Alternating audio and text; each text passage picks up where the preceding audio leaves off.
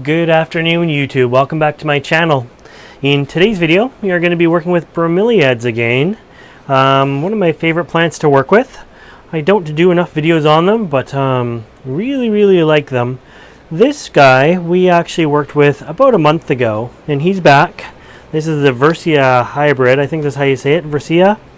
Anyways, since we've last seen it, I have actually divided it up and got just a single pup of it. It had 4 or 5 pups, but when you guys seen it, it actually had some seed pods on it, and we harvested some of those seed pods together, and I told you that together we would plant them up someday. Well, today is going to be that day, so I have those seeds. We're going to be planting up some bromeliad seeds. Now, another thing that's going to be fun is I was talking with another YouTuber. His name is Nick. He has a channel called Mr. Vivarium, and he has quite a few bromeliad videos, and he has offered me some Neoregelia tricolor seeds. They're crossed with Unknown, but I don't have a tricolor. This is a Neoregelia orchid though. This one I think is a fireball maybe. Anyways, but that's kind of the other kind of seeds that we are going to be sowing today. I'll put that guy back down. He's just sort of for demonstration purposes. So, as I said, Nick from Mr. Vivaria sent me these seeds. I have never sown bromeliad seeds before. We have together sown air plant seeds, and it has been quite successful. There is a little dish of air plant seeds. These guys grow very slowly, and this container is probably a 1.5 or 2 years old. Here is another one that we sowed in the summertime, and as you can see, there's little sprouts all over the place. They're not very big. These ones are only a few months old, maybe getting on 5-6 months old, but we sowed these guys together as well. We do a lot of work together. I don't try to leave you out for much of anything if I can help it. So that's why I'm gonna take the camera down, and we're gonna work on the table here. I'm going to try my best to extract the seeds from, I guess it's called the berry, and of the Neoregelia bromeliad. The other seeds we extracted together, so they're good. We have those ones out, and we're going to sow 2 different types of bromeliad seeds today. So come on, let me bring you down, and we'll do this together. Alright, so brought you down to the table. Everything on the table is everything I've already shown you or talked about, other than a couple pairs of tweezers that I might need. We don't want to touch the seeds with our hands if we can help it. We want to keep them as sterile as possible. First thing I will do is I'm going to quickly sow the seeds that we got together from the Versia bromeliad. That's the green one here. And I think I'm just going to put these in the little container here. You won't believe how they puffed up. We even put these in this container together, and the next time I looked at it, the seed pod looked like that. It was poof. And then there were some ones I had previously harvested before. So these ones I had taken out of the seed pod and put in there. They must have still been a little damp. And this one we just put the seed pod in, and look at it. It's just like big fuzzy thing. So let's quickly sow those guys. Yes, it's in my screw container, but it actually worked quite well. So I think it was a good idea. Now it's going to look like a lot of seeds, and I mean it is a lot of seeds, but all this fuzzy stuff is actually going to slowly decompose on top of the moss, and we're going to be left with just the seeds themselves. So in this case, the seeds, you can see them right on the very end of the fuzz there. They're sort of a tan or a brown color. The rest is just to carry it over into the wind. And these things end up on tree trunks and other places like that, branches, in the moss, in the forest, and stuff like that. That's how they travel. So once these are wetted down, they will sit in there nicely. There won't be nearly as many as you think there are, but there we go. We're going to leave it just like that.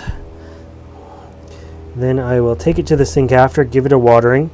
So this container I use, I do this for all of them. This is just like a food container. No holes in the bottom. You can see I just poured out a little bit of water. And the moss stays quite wet. And then just before it dries, I re-wet it again. But having no drain holes means I can leave it alone for a little bit longer. Let's close that back up. I'm going to take you over here for a second, and I want to show you something interesting. So remember how I said those things float in the wind? I'm going to take you way over here, And hopefully you're going to be able to see it. We're going to look way up into that Nepenthes right there. And if you look right there, you can see, I think they're air plant seeds stuck all over it. Right in the center of your screen there, you're going to see all kinds of like hangy things on the green vine, white things. I don't know that they're going to actually sprout there, but they're definitely stuck there. They must have blown out with the fan, been stuck there when it was moist, and yeah, that's where they are. You notice my air conditioner is now out for the year, so that's kind of sad. And I'll swing you back around here, and we'll get you positioned to get these Neoregelia seeds out. So I think what I'll do, I'm going to put Nick's channel in the description there with a link so you can check out his channel. He seems to know his stuff on bromeliads there. I've watched a couple of his videos. And so these are the seeds he sent me. So they look much different than the seeds I'm used to. Most of the seeds I'm used to working with are just like the seeds you've seen that we just sowed. He also sent me a seed pod in a different, or a berry in a different bag. So I'm going to assume it's the same. They both have the same tag on them. So what we're going to try to do is, on this piece of white paper, is get these seeds out. So now I watched his video, and his method, the fruit here, the berry was dry, or was moist, so it was very easy. This time around it's quite hard, so hopefully there's some left in there, but we'll do this together and see what comes out. And well, they're already starting to flake out. There you go. So that was pretty easy. And you're flaking out like this. I don't know how long they're going to last for. I like to sow things as fresh as possible, but there we go. They're a whole lot easier to work with, a lot different too. Very different. They're more seedish without all the fuzziness on it. So there we go. I've extracted even more seeds. So now let's go over. Maybe I should have planted them in the other direction. With the bigger container I left for his seeds, and the smaller container I put all the fuzzy seeds in, but oh well. Let's just put them on here. So again, we're just putting them on damp sphagnum moss. I think there's a variety of methods to actually sow these guys. He was sowing them on paper towel. Maybe that's what I'm supposed to be doing. I don't know. But I'm going to do what works for me. Hopefully those come off. Some of them might end up getting sowed on the paper towel there. Just trying to scrape them off above. They were dry when they came to me, so I was assuming they weren't wet and trying to germinate in the paper towel, but maybe I was wrong. Now I'm just going to take this. You can see why I put the piece of paper, just paper down here, and then I can tap these guys in as well. We don't want to bury them, just like the other ones there. These guys would just be transferred, in this case, probably by birds instead of by wind.